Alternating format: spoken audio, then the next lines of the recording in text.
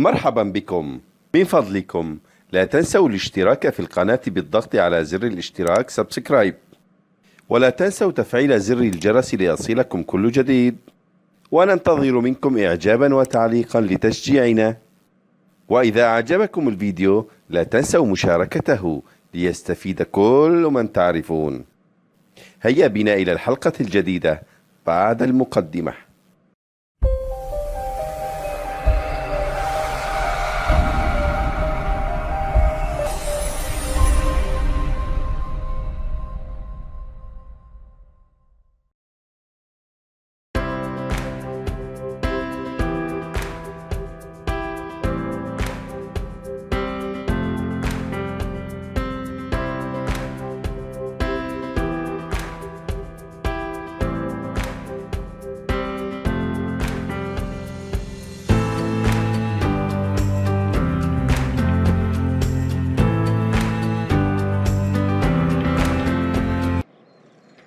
لم نذهب إلى المتجر معا منذ زمن طويل يا زينب. نعم، سنشتري أشياء المنزل وبعض الأشياء لنا أيضا. نعم، شكرا لوالدينا لأنهما يسمحان أن نشتري بعض الأشياء الخاصة بنا. شكرا لهما حقا، لكن ماذا يا زينب؟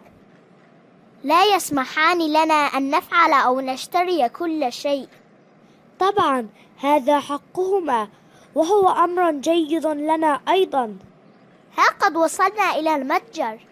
هيا لنشتري ما يلزم، لندخل ونشتري طلبات المنزل.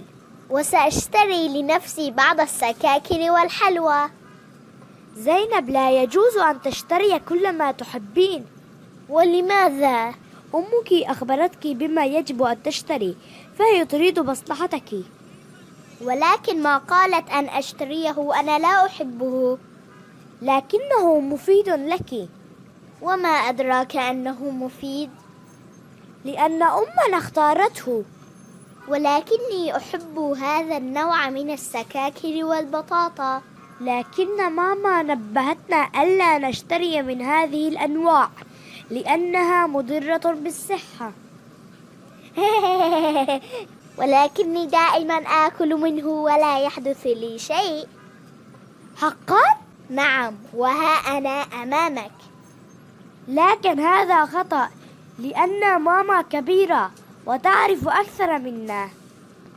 لا تفكر في ذلك، هيا لنشتري. هيا بنا.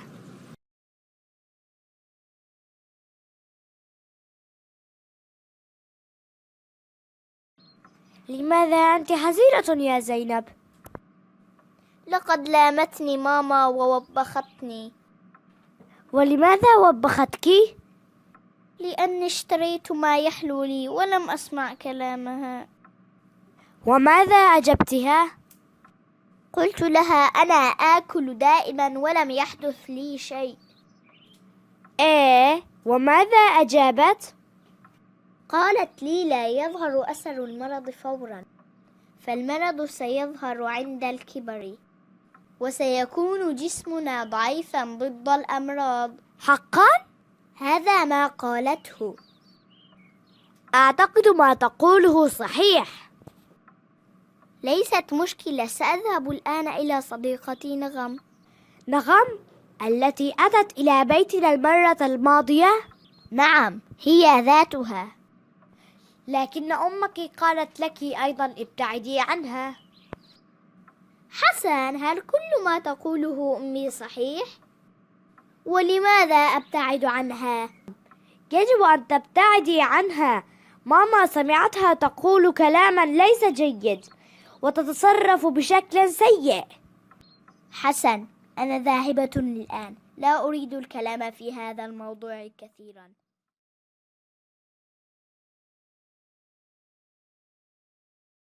زينب حبيبتي، لماذا وجهك الجميل حزين؟ أبي. ماذا جرى يا ابنتي؟ لقد أخطأت في أمر يا أبي. وماذا فعلت؟ لم أسمع كلام أمي وكانت محقة. اشرحي لي أكثر يا ابنتي. كنت عند صديقتي نغم وتكلمت معي في أمور سيئة وتصرفت تصرفات قبيحة ثم استهزأت بي. ألم تخبرك أمك بالابتعاد عنها؟ نعم يا أبي. ولماذا لم تسمعي نصيحتها؟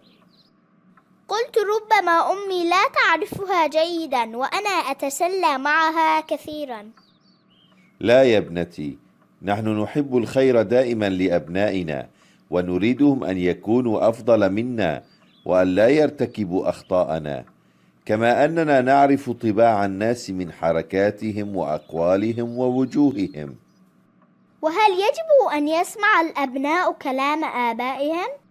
حقيقة يجب أن تسمعي كلام والديك لأنك صغيرة، فوالداك يريدان أن تكوني أفضل الناس. قد يصيب الآباء وقد يخطئون، لكن نيتهم الخير للأبناء. فوالداك عاشا كثيرا في هذه الدنيا وتعلما منها، وهما يقدمان لك نتيجة خبرتيهما في هذه الحياة، فيجب أن تأخذي بكلامهما لخبرتهما ولنيتهما بأن تكوني أفضل منهما. هما يريدان أن لا تقعي في نفس الأخطاء التي وقعا بها. ألم تنصحك أمك من أجل السكاكر والحلوى التي تحبين أن تشتريها دائما؟ نعم يا أبي. ألم تكن محقة في ذلك؟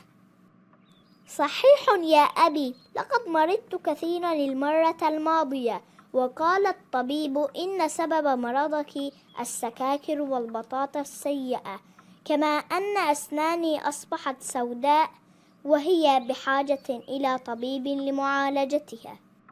نحن نحبك يا زينب، ونريد أن تكوني أجمل فتاة وأروع البنات في كل شيء. يعني يجب أن أسمع كل كلامكما؟ ألا يوجد لدي خيار يا أبي؟ أنت حرة في حياتك وخياراتك ضمن حدود الحلال والحرام، ويجب أن تسمعي كلام والديك ضمن حدود الشرع، يعني بشرط أن لا يكون كلامهما مخالفا لكلام الله ورسوله.